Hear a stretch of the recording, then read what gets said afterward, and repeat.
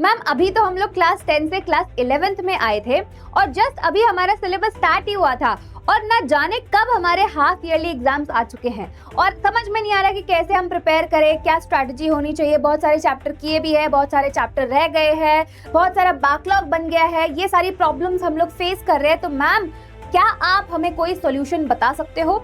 Yes, बिल्कुल बता सकते हो। अगर आप सॉल्यूशन के लिए आए हो तो ये वीडियो आपके लिए है। आपको इस वीडियो को स्टार्टिंग से लेकर एंड तक देखना है, जिसमें मैं आपको बताने वाली हूँ हाफ ईयरली का मास्टर प्लान कि किस तरीके से आपको बायोलॉजी को प्रिपेयर करना चाहिए फॉर हाफ ईयरली।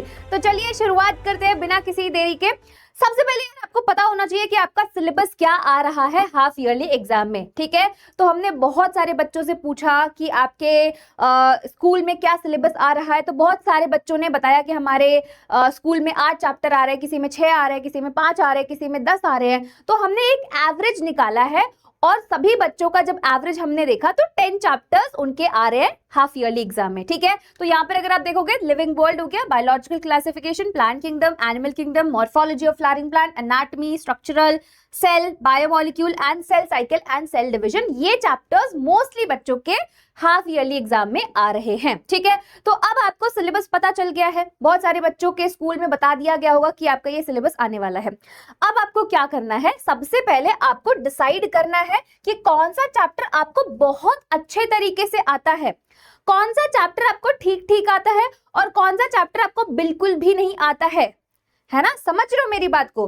तो सबसे पहले मान लो कि मैं एक बच्ची हूं और मुझे लिविंग वर्ल्ड अच्छे से आता है, तो यहां पर मैं लिख दूंगी पी, पक्का ये मेरा चैप्टर, ठीक है, ये चैप्टर मेरा पक्का है। बायोलॉजिकल क्लासिफिकेशन भी मुझे अच्छे से आता है, प्लांट किंगडम भी मुझे अच्छे से आता है, एनिमल किंगडम भी मुझे अच्छे से आता है, but ma'am morphology, anatomy, structural organisation मुझे ठीक ठीक आता है, ठीक ठीक आता है। तो मैंने ये डिसाइड कर लिया कि ये मेरा ठीक ठीक सा चैप्टर है ना, ठीक ठीक से प्रिपेयर किया हुआ है। बाकी के जो चैप्टर्स है वो मैंने पढ़े ही नहीं है ना, मैंने पढ़े ही नहीं है। तो मैं यहां पर लिख रही हूं नॉट अटेम्प्टेड, मतलब मैंने पढ़े ही नहीं है। इस तरीके से आपको पूरा डिसाइड करना पड़ेगा अपने लिए, क्योंकि अगर आपको पता ही नहीं चलेगा कौन से चैप्टर आपको अच्छे से आते हैं, कौन से चैप्टर आपको ठीक ठीक आते हैं, कौन से चैप्टर आपको बिल्कुल ही नहीं आते, तो आपको कैसे पता चलेगा कौन से चैप्टर पे मुझे ज्यादा फोकस करना है, ठीक है। अब देखो, आपने डिसाइड कर लिया मेरे 4 चैप्टर बिल्कुल पक्के हैं, मुझे लगता है कि बस मुझे इसमें रिवीजन करने की जरूरत पड़ेगी और क्वेश्चन प्रैक्टिस करने की जरूरत पड़ेगी। अब बाकी के जो चैप्टर्स बच गए ठीक ठीक जो आते हैं और जो आपको बिल्कुल भी नहीं आते हैं, उस पे आपको फोकस करना है, ठीक है। इस पे ज्यादा फोकस करने की जरूरत नहीं है, बट इस पे आपको बहुत अच्छे से फोकस करना पड़ेगा। तो उसके लिए हम क्या कर सकते हैं, जो चैप्टर हमने बिल्कुल भी नहीं पढ़ा, हमारा बैकलॉग बन गया है, उसके लिए हम क्या कर सकते हैं, तो उसके लिए आप वन शॉट्स देख सकते हो, ठीक है। वन शॉट जितने भी आपके नेक्स्ट टॉप पर साइंस वाले चैनल पे है, बिल्कुल डिटेल वन शॉट है, वहां से आप सारी चीजें पढ़ सकते हो, है ना, सारे चैप्टर्स को बहुत अच्छे तरीके से डिटेल में पढ़ सकते हो। बहुत सारे बच्चे पूछते हैं कि मैम क्या वन शॉट्स सफिशिएंट होंगे हमारे एग्जाम्स के लिए? बिल्कुल सफिशिएंट है, मोर देन सफिशिएंट है। अगर एक बार एक चैप्टर का वन शॉट देख लोगे तो आपका पूरा चैप्टर बहुत अच्छे से प्रिपेयर हो जाएगा, ट्रस्ट में, ठीक है। तो आपने क्या किया, वन शॉट सारे देख लिए। मान लो कि ये चैप्टर जो है मैंने बिल्कुल भी नहीं पढ़े हुए हैं, ठीक है, ये चैप्टर मैंने बिल्कुल नहीं पढ़ा, तो मैंने cell the unit of life वाला वन शॉट देख लिया, मैंने बायोमोलिक्यूल्स का वन शॉट देख लिया, मैंने cell cycle and cell division वाला वन शॉट देख लिया। और वन शॉट देखते टाइम मैंने क्या किया है, मैंने उसके नोट्स बना लिए, ठीक है, मैंने उसके क्रिस्प नोट्स बना लिए ताकि रिवीजन के टाइम पर मुझे ये नोट्स काम में आने वाले हैं, ठीक है। वन शॉट्स में देख रही थी और उसी टाइम पे मैंने डायग्राम्स या फिर फ्लो चार्ट या फिर क्रिस्प नोट्स उस चैप्टर के मैंने बना लिए हैं, ठीक है। उसके बाद में मुझे क्या करना पड़ेगा, उसके बाद करना पड़ेगा आपको रिविजन, ठीक है। अब रिवीजन ना आप सारे चैप्टर का करोगे, 10 के 10 चैप्टर्स जो है उनका सबका करना पड़ेगा, क्योंकि जैसे मैंने बोला कि आपने हो सकता है अच्छे से प्रिपेयर कर रखा हो चैप्टर, बट आपको रिवाइज करना पड़ेगा, आपको एग्जाम के एक दिन पहले भी रिवाइज करना पड़ेगा, ठीक है। तो यहां पर आता है आपका रैपिड रिवीजन, जो आपके लिए बना के इसी चैनल पे रखा हुआ है। वहां पर आपको प्लेलिस्ट मिल जाएगी, अगर आप जाओगे, है ना, तो प्लेलिस्ट दिख जाएगी, वहां पर सारे रैपिड रिवीजन बने हुए हैं। रैपिड रिवीजन की हेल्प से आपको सारे चैप्टर्स, देखो आपने जो चैप्टर आपको नहीं आते थे वो आपने कंप्लीट कर लिया है ना, जो आपको ठीक ठीक आते थे वो भी आपने ठीक ठाक कर लिया है, ठीक है, जो अच्छे से आते थे वो तो आते ही थे, बट अभी आपको सारे चैप्टर का रिवीजन करना पड़ेगा, 10 के 10 चैप्टर का रिवीजन करना पड़ेगा। तो उसके लिए आपके लिए रैपिड रिवीजन रखे हुए हैं, है ना, बनाए हुए हैं सारे टीचर्स ने। तो रैपिड रिवीजन करके आप फटाफट से उस चैप्टर को रिवाइज कर सकते हो, ठीक है। अब हम आ जाते हैं क्वेश्चन प्रैक्टिस पे। रैपिड रिवीजन भी हो गया है, अब बारी है क्वेश्चन प्रैक्टिस की। आपको क्वेश्चन प्रैक्टिस करना ही पड़ेगा, है ना। ये तो बिल्कुल भी आप ये सोच ही नहीं सकते हो कि मैम हमने सब कुछ पढ़ लिया है, हमें सब कुछ आता है और हम क्वेश्चन प्रैक्टिस नहीं करें तो चलेगा। नहीं, हो सकता है आपको सब कुछ आता है, बट अगर आप क्वेश्चन प्रैक्टिस नहीं करोगे तो दिक्कत हो जाएगी, है ना। क्योंकि क्वेश्चन प्रैक्टिस से आपको पता चलेगा कौन सा टॉपिक आपको अच्छे से आता है, किस तरीके से आपको आंसर प्रेजेंट करना है। बिकॉज आंसर प्रेजेंट करना भी it is very very important. School exam में, बोर्ड एग्जाम में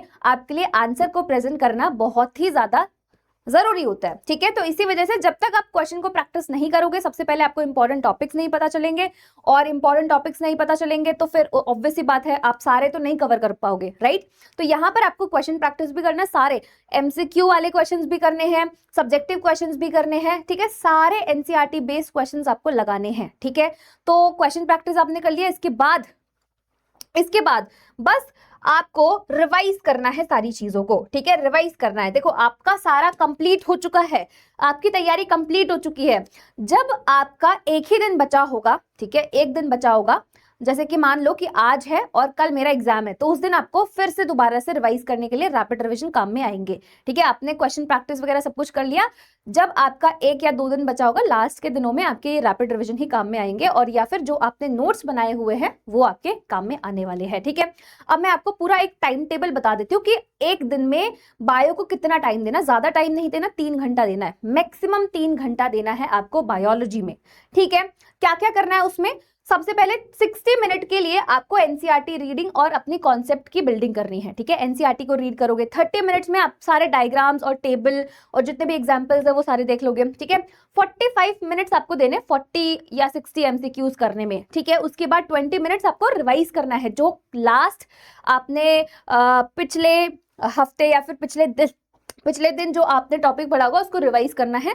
साथ ही साथ 10 मिनट आपको, 10 से 15 मिनट आपको देना है एरर नोटबुक। मैंने आपको ये चीज बताई थी, हमेशा एक एरर नोटबुक बना के चलो। उसका क्या फायदा होगा? उसका फायदा ये होगा कि जो जो गलतियां करोगे अगर आप उसको लिखते जाओगे तो आप जब उस नोटबुक को खोलोगे तो आपको पता चलेगा अच्छा ये मेरी गलतियां हैं तो इस पे मुझे ज्यादा फोकस करना है। तो जो एरर नोटबुक वाली चीजें हैं उसको आपको अच्छे से करना है, ठीक है। तो ये आपको टाइम देना पड़ेगा, ज्यादा नहीं, 2 से 3 घंटा आपको टाइम देना पड़ेगा, और बहुत होगा, मतलब सफिशिएंट होगा, ठीक है, बायो के लिए सफिशिएंट होगा। अगर ये सारी चीजें आप कर लेते हो तो डेफिनेटली हाफ ईयरली में बहुत अच्छे मार्क्स लेकर आओगे, ठीक है। ज्यादा कुछ नहीं करना है, बस जैसे मैंने बताया है वही चीजों को फॉलो करना है। फॉलो करोगे तो अच्छे नंबर आ जाएंगे, वरना फिर देखो तुम खुद की भी स्ट्रैटेजी बना सकते हो, है ना। ये तो मैंने अपने एक्सपीरियंस से बताया कि ऐसे करोगे तो ज्यादा बेटर हो जाएगा। बट अगर आपको लगता है कि मैम मुझे लगता है कि मैं अपने हिसाब से कर सकता हूँ या कर सकती हूँ, तो बिल्कुल सही बात है ना, वो भी आप कर सकते हो, राइट। तो आई एम होपिंग आपको ये वीडियो हेल्प करेगी और डेफिनेटली आप इसको फॉलो करोगे, ठीक है। तो चलो एंड करते हैं इस वीडियो को, मिलेंगे नेक्स्ट में, तब तक के लिए bye bye, tata, take care and पढ़ाई करते रहो।